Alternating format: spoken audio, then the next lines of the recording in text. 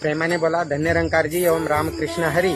एका वारकरी बंधूंना मी प्रश्न विचारला की भगवान पांडुरंगाच्या कानामध्ये मासोळ्या 2 मासे का आहे. तेव्हा त्यांनी ती आख्यायिका सांगितली की कोळी बांधव होता, तो भक्त होता आणि तो मासे 2 प्रसादासाठी घेऊन आला. मग पांडुरंगाने त्याला नाराज करायला नको, त्याला खुश करण्यासाठी त्याच्या प्रेमापोटी त्या मासोळ्या कुंडले म्हणून आपल्या कानामध्ये घातल्या आणि त्या भक्ताला खुश केलं. मी म्हटलं हे अर्ध उत्तर झालं, पण कानातच का? बाजूलाही ठेवू शकत होते, चरणावरती ठेवू शकत होते, कानातच ते कुंडले म्हणून घातले का? तेव्हा ते म्हटले की महाराज मला येत नाहीये, तुम्हीच सांगा.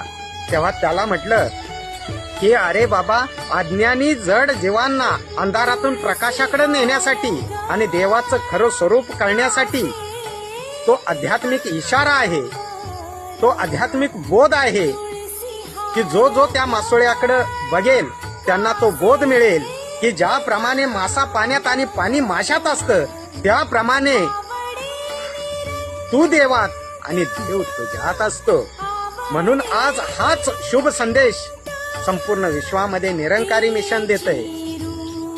निरंकारी मिशन हाच शुभ संदेश देताना म्हणतात, पाना फुलात रानावनात आहे हा जना जनात, पाना फुलात रानावनात आहे हा जना जनात, देव माझा हा भरलाय कना कनात, देव माझा हा भरलाय कना कनात.